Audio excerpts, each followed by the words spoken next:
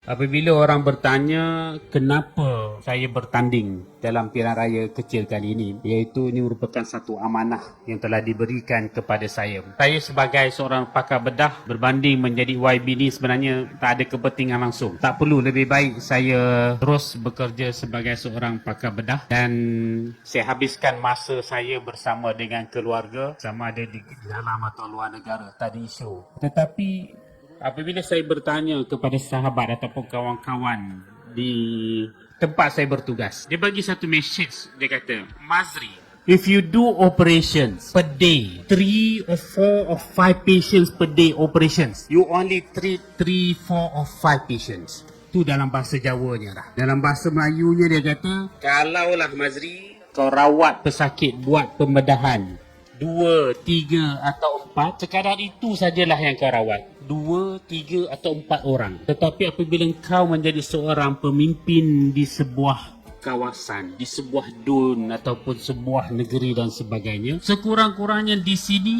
saya terpaksa melihat 40,000 penduduk. Lebih banyak yang boleh kita lakukan untuk memberikan kebaikan kepada masyarakat. Dan kemudian saya lihat, kalau kita tengok sejarah-sejarah Islam, sebagai contoh, 10 orang sahabat yang dijamin syurga oleh Allah Subhanahu Wa Taala, daripada Abu Bakar, Saidina Umar, Uthman, Ali, Ubaidullah, Zubair, Talha, Osman, Abdul Rahman bin Auf, Said bin Zaid, ya, dan Abu Ubaidah bin Al-Jarrah. Semuanya ini adalah pemimpin politik. Melainkan mungkin kita kata mungkin seorang Abdul Rahman bin Auf sebagai pakar ekonomi. Lainnya semua pemimpin politik berbagai peringkat. Ada yang menjadi khalifah, ada yang menjadi pemimpin tentera. Begitulah tuan-tuan dalam kehidupan kita. Dua benda menjadi panduan kita bila kita hidup di dunia. Yang pertama, kita kena beribadat kepada Allah Subhanahu Wa Taala. Tak kira siapa kita. Kita doktor ke,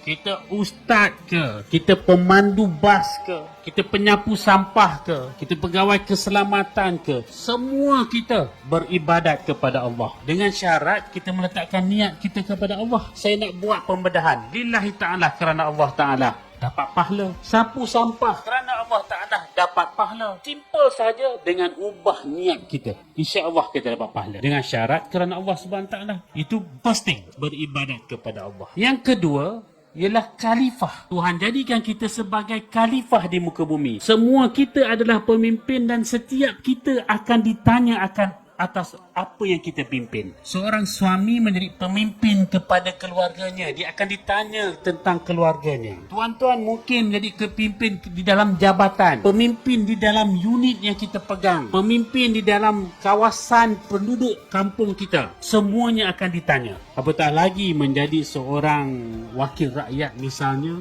menjadi Perdana Menteri misalnya, semua kita akan ditanya. Jadi bila kita ada kefahaman sedemikian, kita faham kita ni kena hidup untuk beribadat, kita faham bahawa kita ini hidup untuk memimpin sesuai dengan anjuran Allah SWT. Ya, Assalamualaikum dan salam sejahtera. Apa khabar penduduk-penduduk dan para pengundi di Sempang Jeram?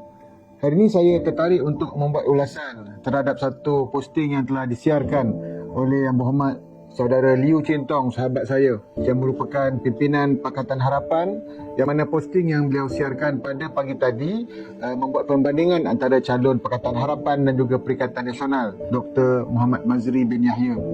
Perbandingan ini bagi saya adalah perkara biasa. Cuma disebut di situ yang saya nak berikan komen yang pertamanya berkaitan dengan Dr. Mazri dikatakan bahawa seorang calon yang tidak bersedia untuk bertanding tetapi diarahkan oleh parti untuk bertanding, berbanding dengan calon Pakatan Harapan yang telah bersara awal untuk bersedia menjadi calon. Saya agak terkejut dan saya kena percaya sebenarnya ini adalah merupakan satu perkara yang di luar jangkaan kita. Bagaimana seorang calon daripada awal dah bersara.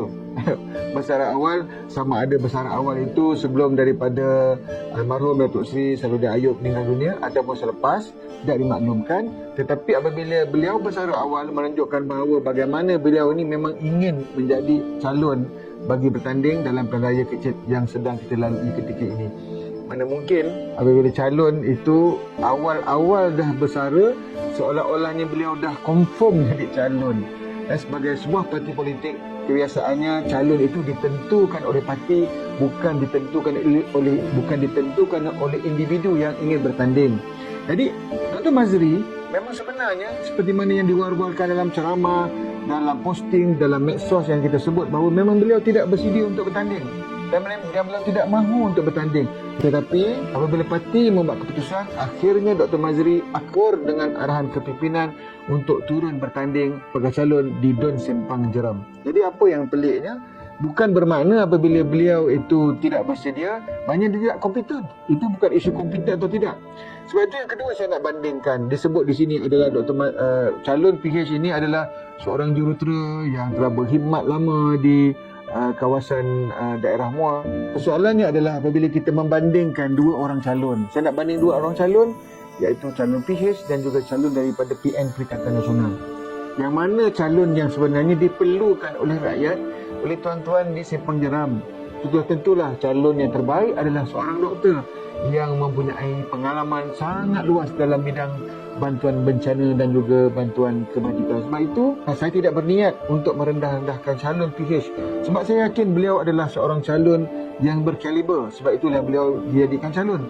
Tetapi dalam konteks di Sempang Jeram, yang mana kita pernah lihat sebelum ini, calon yang mewakili PAS sebelum ini yang juga merupakan seorang doktor, terbukti doktor lebih baik daripada calon yang dikemukakan oleh PH pada ketika ini. Jadi bila membandingkan dua orang calon ini, sudah tentulah saya yakin dan percaya masyarakat di luar sana, khususnya tuan-tuan sebagai pengundi di Dun Sempang Jeram, sudah tentulah tuan-tuan dapat melihat bagaimana calon seorang doktor ini adalah merupakan pilihan terbaik. Jadi jangan lupa 9 hari bulan September nanti, jangan lupa pangkah calon nombor 1, iaitu Dr.